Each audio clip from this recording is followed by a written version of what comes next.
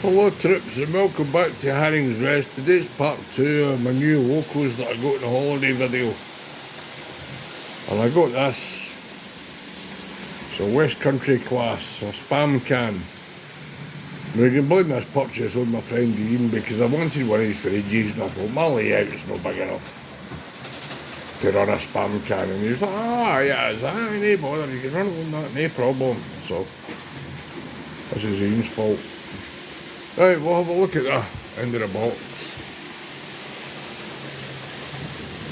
That's it there, that's a number on it. 34046, and it's called Bronton, I think.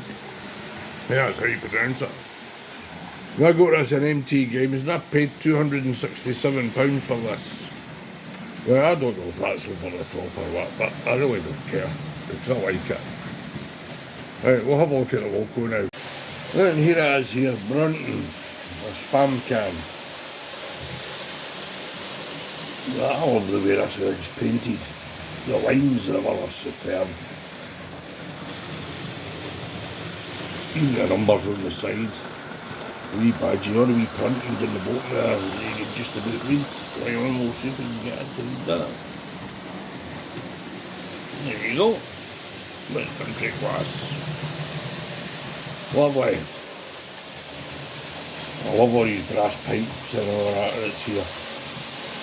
All this nonsense. I love these peppercorn wheels.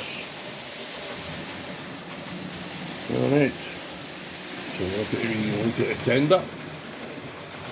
It's equally as well painted. With a line on dartboard on the side.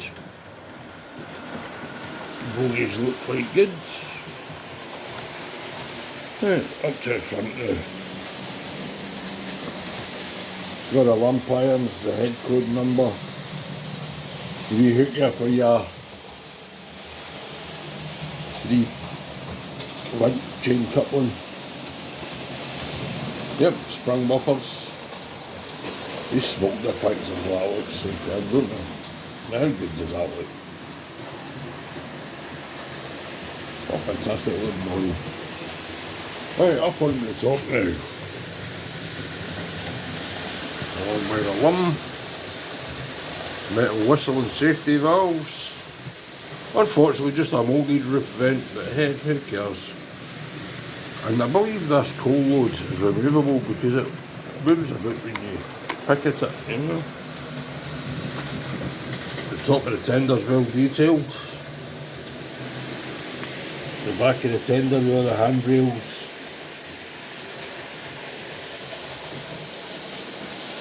Again, sprung buffers, your 3-link chain coupling hook here. Keep a good look in the cab.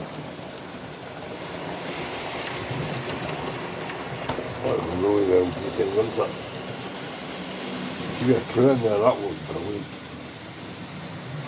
Right, have a quick look at the other side. We'll start this side for the tender end.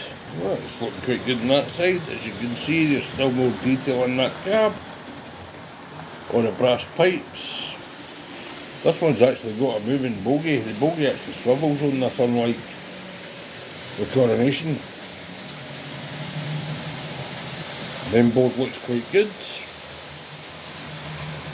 Oh, that's the same on this side as it was on the other. Excellent. Right, we'll try it on the track and see how it runs. Right, troops, that's it down on the track, so we'll give it a wee turn up and see how it goes.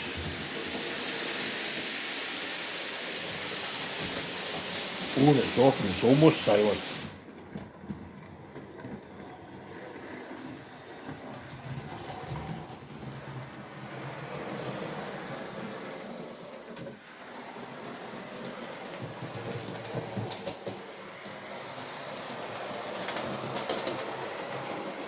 What a fantastic runner that is.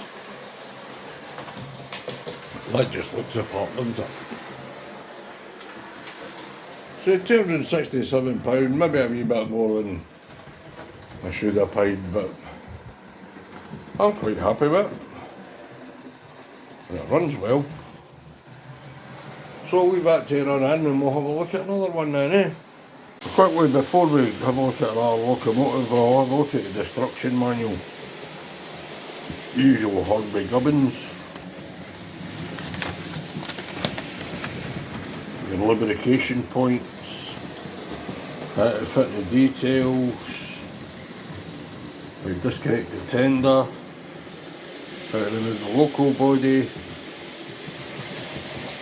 How to fit the DCC sound chip and all the speaker and all that nonsense. And on the back how to fit the brake gear and all that kind of rubbish. Now well, this is a detail pack out it. Now I will say there's quite a bit in this.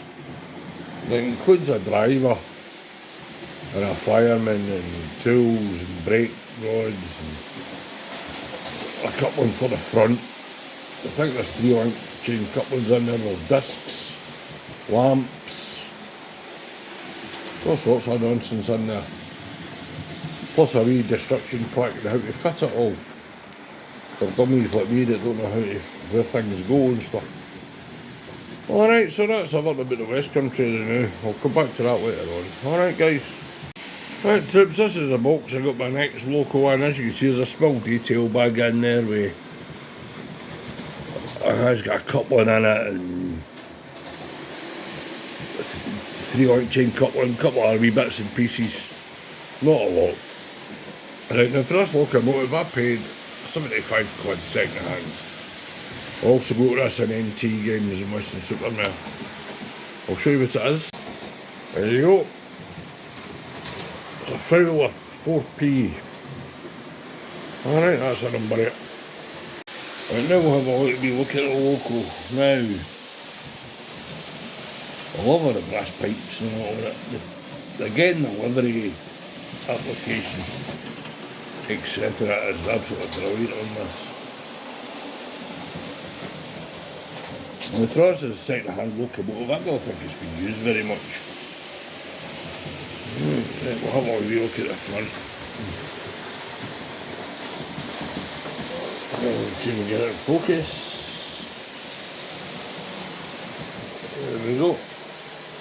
So the number board, the shed codes, the vacuum pipes. Has got sprung buffers, it's got the fitting for the 3 link chain coupling. We'll go up along the top. You can see there's no mould marks or anything like that. Metal whistles and safety valve. The roof vent looks open. That coal load looks quite good actually.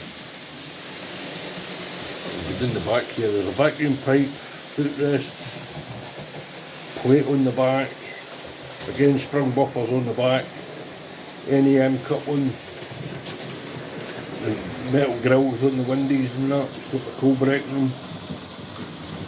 You can see inside the cab is quite well detailed. Though you can't really get into it very well, but it's quite well detailed. Right, we'll turn it around and have a look at the other side. Again, this side's much the same as the other side, minus a couple of brass pipes and stuff.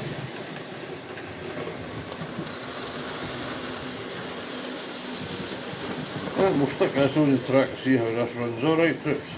Right guys, that's it on the track. I'll turn this up and see how it goes now, alright?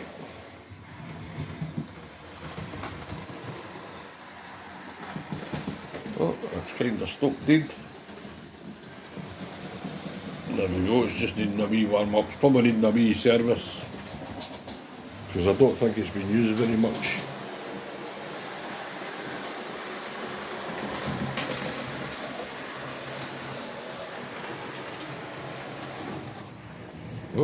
Oh, there we go, it's off again.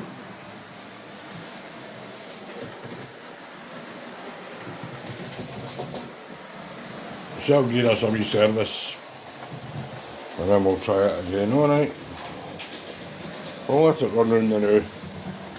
We'll see how it gets on. Right troops, while that's running round, I'll show you the instruction sheet. And that's there all the running tips and maintenance and all that kind of nonsense. Whoop, just throwing the flare right.